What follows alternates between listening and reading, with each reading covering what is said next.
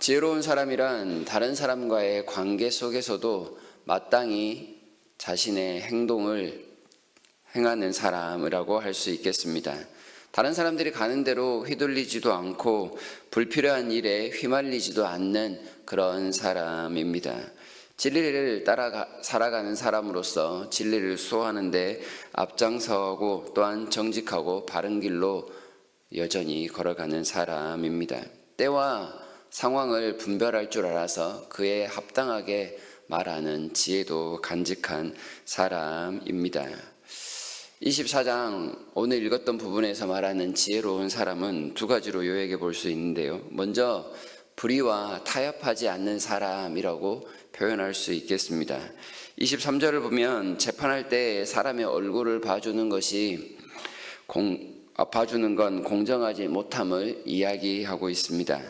사람의 얼굴을 보고 판단하는 것은 불법을 조장하는 일이 됩니다. 또한 폭력을 눈 감아주는 꼴이 될 것입니다.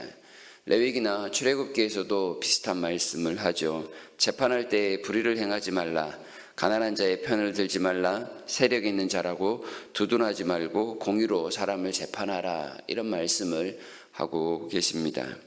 공정한 재판이 무너지는 순간 그 사회는 질서가 무너지게 되고 폭력이 난무하는 사회가 될 것입니다. 더불어 힘없는 자들의 억울함이 가중될 것입니다. 이런 사회를 결코 건강한 사회, 바른 사회라 우리는 할 수 없습니다. 또한 지혜로운 사람은 악을 행한 사람을 향해서 견책하는 사람이요, 또한 네가 잘못했다라고 바르게 말해주는 사람일 것입니다. 비슷한 말이 될 것인데요. 개인적인 친분 때문에 악인의 죄를 덮어주거나 한 걸음 더 나아가 악인을 향해서 괜찮다, 당신 옳은 일을 했다라고 한다면 그 사회는 엉망진창이 되어버릴 것입니다.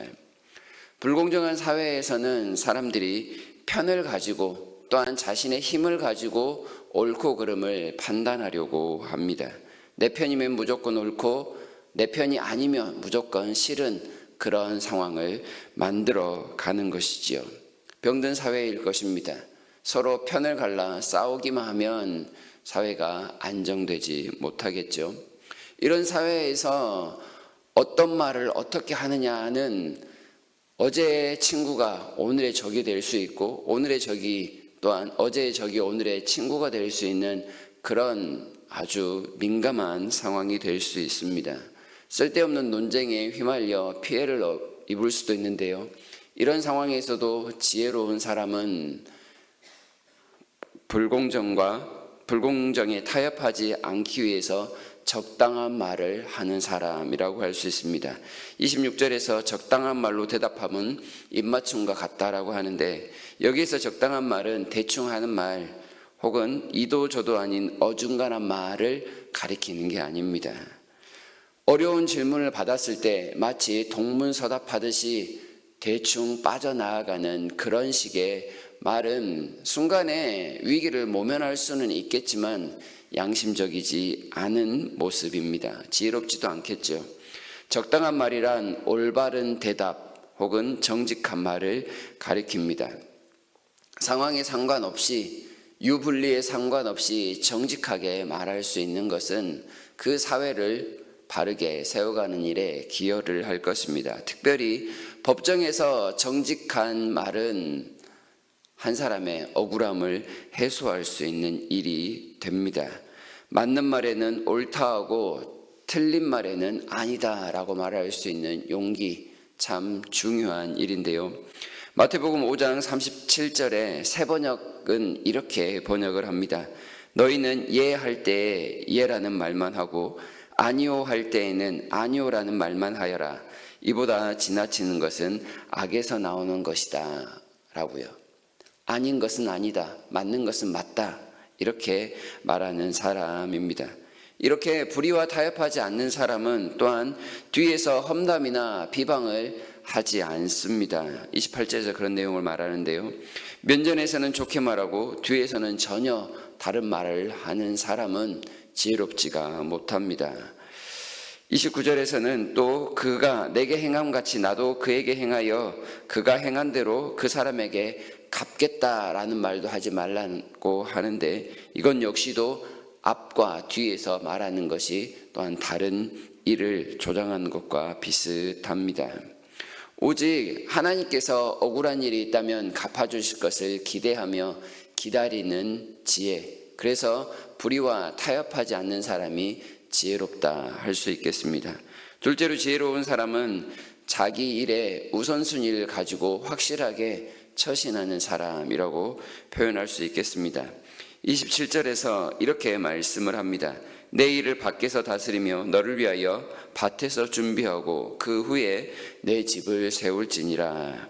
여기에서 집을 세우는 것이 가정을 이루는 것이라고 많이 해석을 하기에, 가정을 이루는 것, 곧 결혼하는 것이라고 해석을 하면, 결혼을 하기 위해서 나머지 준비하는 여러 가지 일들을 감당해야 하는데 어떤 준비도 없이 그저 결혼만 해버리고 나면 그 가정을 누가 건사하느냐, 이렇게 볼 수가 있는 것입니다. 자신의 집을 위해서 마땅히 해야 될 일들, 주변 정리를 잘 하고 가정을 세워나가는 것이 바른 우선순위가 될 것이다 하는 그런 말씀인 것입니다. 또한 자신의 우선순위를 두고 올바르게 처신하는 사람은 당연히 부지런해야 할 것을 가르치고 있습니다. 33절에서 좀 더 자자, 좀 더 졸자, 손을 모으고 좀 더 누워있자 라고 하는 사람은 부지런하지 않은 사람이겠죠. 그리고 또한 무능함만 간직한 사람이라고 할 것입니다. 마땅히 움직여야 될 단계에서 실천하지 않는 사람은 아무것도 이룰 수 없는 그런 사람이 됩니다. 31절에는 자기 밭에 가시덤불이 우거져도 관심이 없는 사람을 표현하고 있는데, 이런 사람은 자신의 앞가림은 고사하고 다른 사람에게까지 피해를 입히는 그런 사람이 될 것입니다.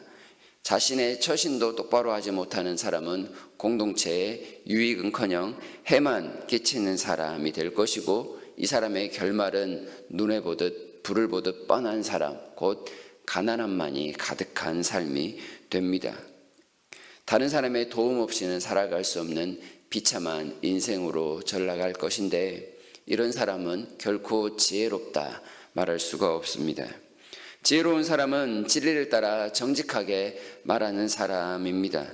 진리를 수호하기 위하여 졸지도 주무시지도 않는 그 하나님을 따라 그 사람 역시도 부지런하게 순간순간을 살아가는 사람일 것입니다.